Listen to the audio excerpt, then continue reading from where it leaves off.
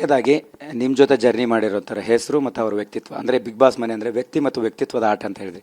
ಅವ್ರನ್ನ ನೀವೇ ಹೆಸರು ಹೇಳಿ ಅವರ ವ್ಯಕ್ತಿ ಮತ್ತು ವ್ಯಕ್ತಿತ್ವದ ಬಗ್ಗೆ ಪರಿಚಯ ಮಾಡಿಕೊಡೋದು ಅದು ನಿಮ್ಮ ಮುಖಾಂತರ.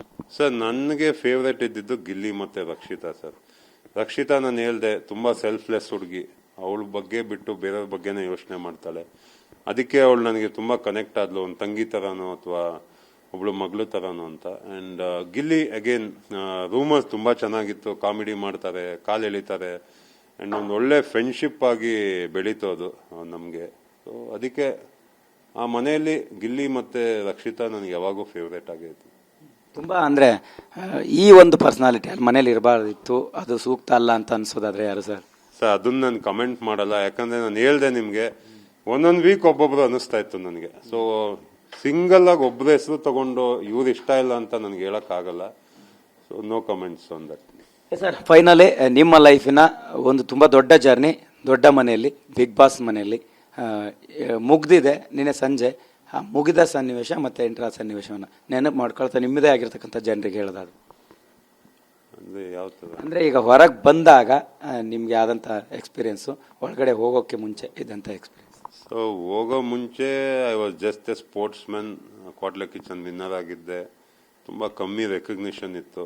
ಮೇ ಬಿ ಇವಾಗ ಆಚೆ ಬಂದಮೇಲೆ ಹೋಲ್ ಕರ್ನಾಟಕ ನಾನು ಏನೇನು ಸ್ಪೋರ್ಟ್ಸ್ ಅಚೀವ್ಮೆಂಟ್ ಮಾಡಿದ್ದೆ, ಏನೇನು ಅವಾರ್ಡ್ಸ್ ತೊಗೊಂಡಿದ್ದೆ, ಸೊ ನಾನು 25 ವರ್ಷದ ಜರ್ನಿನ ಅವರೇ ಸರ್ಚ್ ಮಾಡಿ ಮೇ ಬಿ ನೋಡ್ತಾರೆ ಅಂತ ಅಂದ್ಕೊಂಡಿದ್ದೀನಿ. So I am very happy.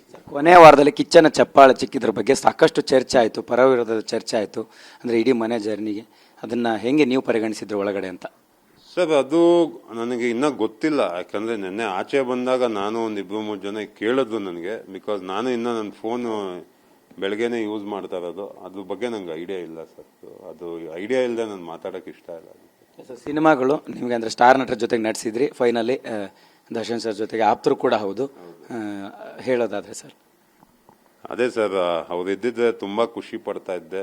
ಹೋಗೋ ಮುಂಚೆನೂ ಒಂದು ವಿಡಿಯೋ ಮಾಡಿದ್ದೆ, ಲೈಕ್ ಯಾವುದೇ ಒಂದು ಮೂವಿ ಆಗಲಿ, ಒಂದು ಏನೇ ಮಾಡಿದ್ರು ನಾನು ದರ್ಶನ್ ಸರ್ ಮನೆಗೆ ಹೋಗ್ತಾ ಇದ್ದೆ. ನನ್ನ ಲೈಕ್ ಅವ್ರ ಬ್ರದರ್ ಥರ ಟ್ರೀಟ್ ಮಾಡ್ತಾ ಇದ್ದೆ ನಾನು. ಸೊ ಅವರು ಫೋನ್ ಮಾಡಿ ಮನೆಗೆ ಕರೆಯೋರು, ಎಲ್ಲ ಹಿಂಗಿದೆ ಸರ್, ಹಿಂಗೆ ಮಾಡ್ತಾ ಇದ್ದೀನಿ, ನಂಗೊಂದು ಡೈರೆಕ್ಷನ್ ಅಂತ ಕೊಡೋರು. ಬಿಗ್ ಬಾಸ್ ಮನೆಗೆ ಹೋಗೋ ಮುಂಚೆ ಅವ್ರದ್ದೊಂದು ಆಶೀರ್ವಾದ ಇದ್ದಿದ್ರೆ ತುಂಬ ಖುಷಿ ಆಗೋದು. ಈಗ ಆಚೆ ಬಂದಾಗೂ ಅವ್ರು ಇದ್ದಿದ್ರೆ ನನಗೆ ತುಂಬ ಖುಷಿ ಆಗೋದು. ಬಟ್ ಏನು ಮಾಡೋಕ್ಕಾಗಲ್ಲ, ಬ್ಯಾಡ್ ಲಕ್. ವೆಯ್ಟ್ ಮಾಡ್ತೀನಿ. Thank you. Thank you sir. Yes, ಇದಿಷ್ಟು ಮ್ಯೂಟೆಂಟ್ ರಘು ಅವರ ಮಾತಾಗಿರ್ತಕ್ಕಂಥದ್ದು. ಬಿಗ್ ಬಾಸ್ ಮನೆಯಲ್ಲಿ ಜರ್ನಿ ಮಾಡಿ ಬಂದಿರ್ತಕ್ಕಂತಹ ಘಟನೆಗಳನ್ನ TV9 ಜೊತೆ ಹಂಚಿಕೊಂಡಿರ್ತಕ್ಕಂಥದ್ದು. ಕ್ಯಾಮ್ರಾ ಪರ್ಸನ್ ಗಣೇಶ್ ಪ್ರಸಾದ್ ಜೊತೆ ಮಾಲ್ತೇಶ್ ಜಗ್ಗಿ, TV9 ಬೆಂಗಳೂರು.